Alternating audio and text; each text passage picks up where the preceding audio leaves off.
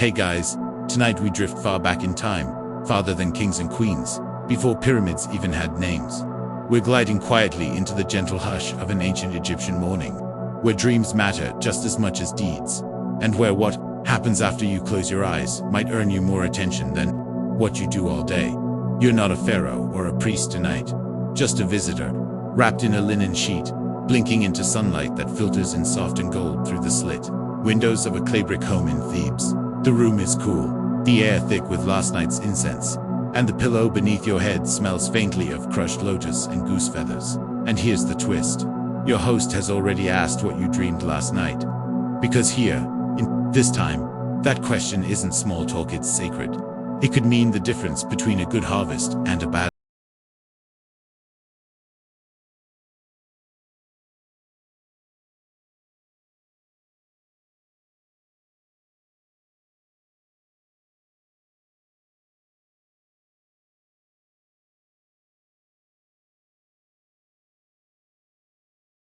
corner of the world. Tell me where you are and what time it is. I read every single one. Now, dim the lights, maybe turn on a fan for that soft background hum, and let's ease into tonight's journey together.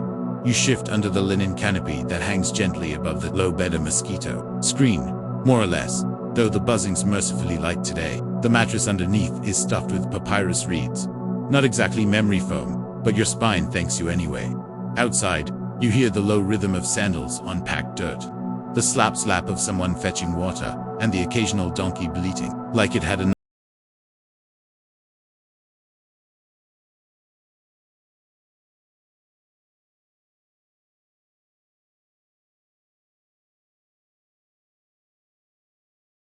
dish of crushed figs. He gestures toward the food, but tilts his head inquisitively. What did you dream? You blink. You're still half asleep, still adjusting to this dry, golden light and the smell of old stone. But this is a real question. It's not rhetorical. And he's not moving until you answer. You mumble something vague about walking barefoot through water, and his eyebrows raise. Was the water clear? He asks.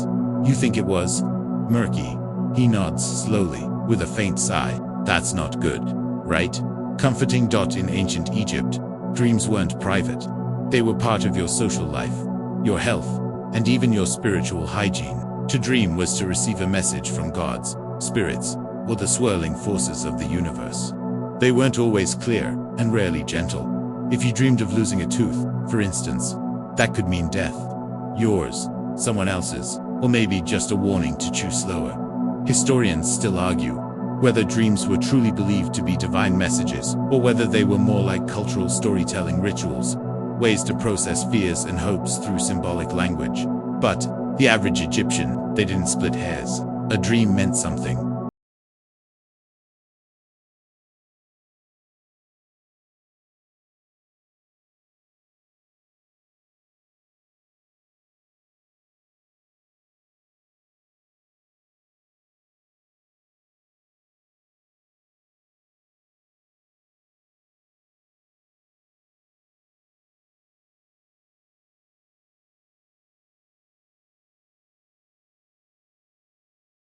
Grinding stones in the courtyard.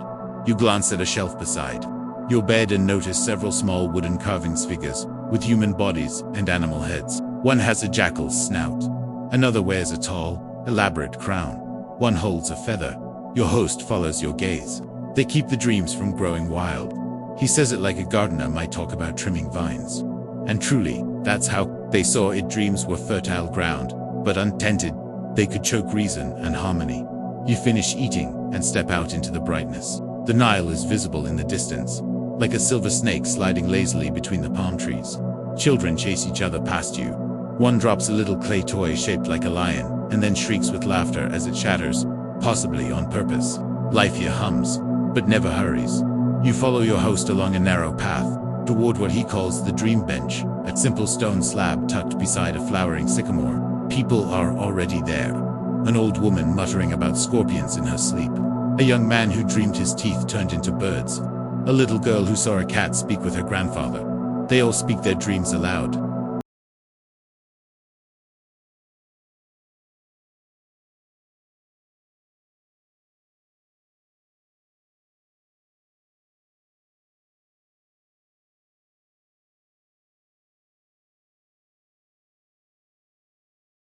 Turian Ostrakhan in the other, scribbling shorthand symbols in precise curling lines. He catches your eye. Water dreams are common, he says, but when you cannot see the bottom, it means something is hidden from you. Something you need to find. Great homework. Still, there's something comforting in how seriously they take your strange little mind movie. No one laughs. No one waves it off. It matters. Because you matter. Even your subconscious does. In the distance, a priest walks slowly past, wearing a leopard skin draped over one shoulder, his head shaved and gleaming in the sun.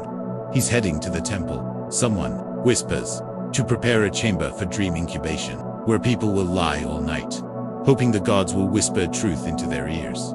You watch him disappear through an archway of painted stone and think, maybe you'll try it, but not yet. For now, you sit on the dream bench and listen to stories of fish, fire, feathers, and floods. Every dream shared like a confession, every silence between them soft as linen, and somewhere, in the warm hush of the Nile breeze, you begin to feel the boundary blur between waking and sleeping, message and mystery, past and present. You stay on the dream bench longer than you expected, watching the morning sun stretch across the stone, warming your shoulders and lulling you into that not quite awake, not quite dreaming state again. Around you, the little crowd shifts as people come and go, some with quiet excitement, others with worry creased across their foreheads, like they've just remembered they left the door open in their dreams and something slipped in. Eventually, your host taps your shoulder. Time to walk. The dream interpreter waits. You rise, brushing dust from your linen tunic. The streets of Thebes are a gentle chaos, children with reeds, women carrying baskets, a man walking a goose on a rope like it's the most normal thing in the world, and here it is. The walls are painted in fading blues and ochres, images of gods with crocodile heads and women with stars for crowns. The air smells of baked earth, distant fish, and that comforting sharpness of crushed mint leaves. As you walk, your host explains that dreams are not just seen here. They're shared, publicly, repeated, catalogued. You're not dreaming for yourself, you're dreaming for your village, your ancestors, even the gods. One person's nightmare might be a message for the entire region. That's a lot of pressure for one sleeping brain. You arrive at a low, square building tucked into the shade of a fig tree. Its doorway is framed with painted symbols, eyes, ears, a seated scribe, and above it all, a sign you can't read but instinctively understand. It says, listen, then interpret. Inside, it's quiet. Not temple quiet, more like a library inside a tomb. Night descends gently over Thebes.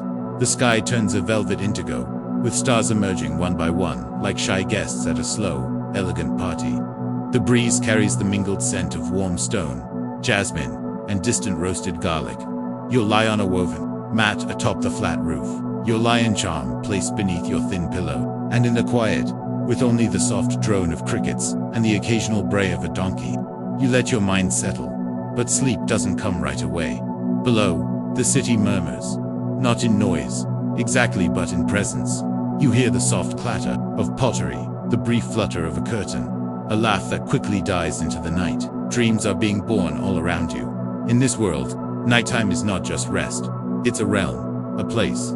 The ancient Egyptians believed dreams were not internal musings, but journeys.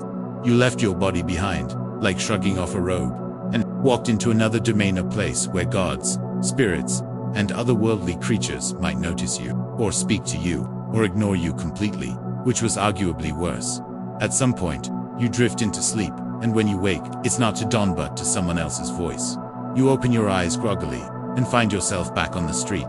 This time being led by your host's neighbor, an elderly woman named Izzet, who you're told dreams with alarming accuracy. She doesn't look at you as she speaks, just walks, fast and barefoot across the sand-dusted path. Come. The temple's open tonight. You'll sleep there. You blink, the temple, like the temple. She nods, as though hearing your thought. Yes, the place where the gods talk to the resting.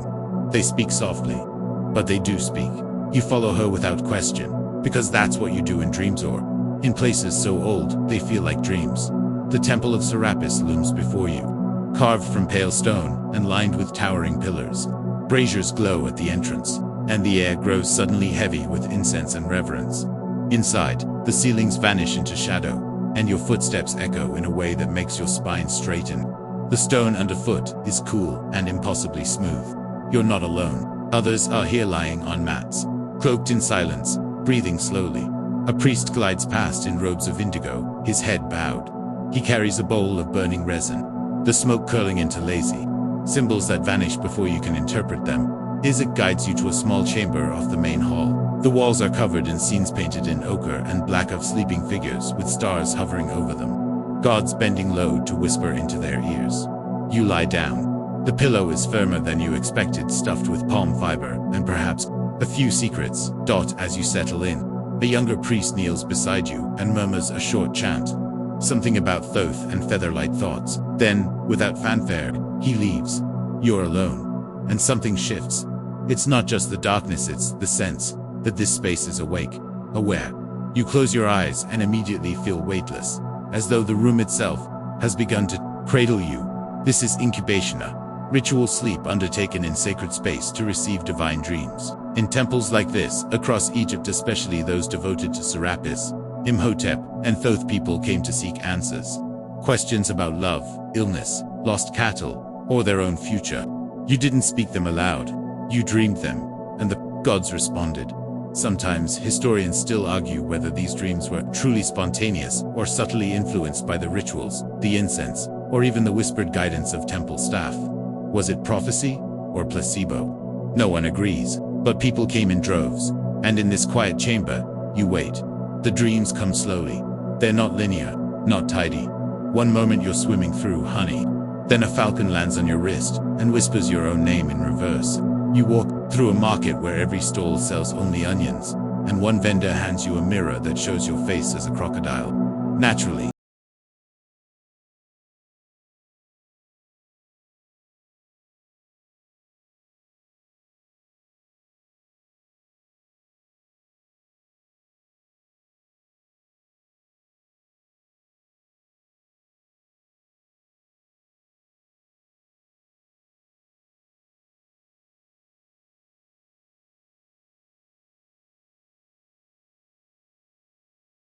must be clever enough to solve them, or wise enough to leave them alone. You mull that over as you walk. A falcon, a mirror, a crocodile. You have so many questions. When you return to your host's home, the city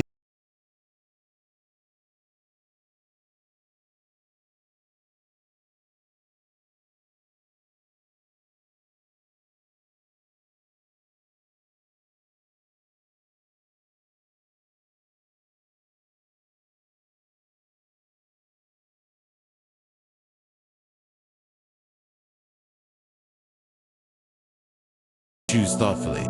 That's probably fine. You glance sideways. Probably, he shrugs. Better than being chased by a crocodile. That's always bad. You nod slowly.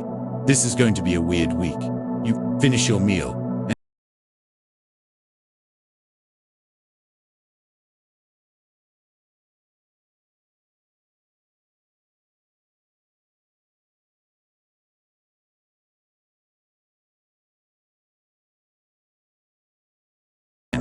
Because in Egypt, dreams don't end when you wake up. They echo. Later that morning, while your host naps with the contentment of a man who has already had one too many dreams today, you're led once again into the winding alleys of Thebes. This time, it's a young scribe who brings you along, a teenager, with ink-stained fingers and the boundless energy of someone who's never dreamt of sore knees. His name is Potiphar, and he talks as if the world will fall apart if he stops. He's taking you to a place not everyone sees, the Dream Archives. Not official, he clarifies, as you dodge a cluster of runaway chickens, but real, very real. We copy dreams here.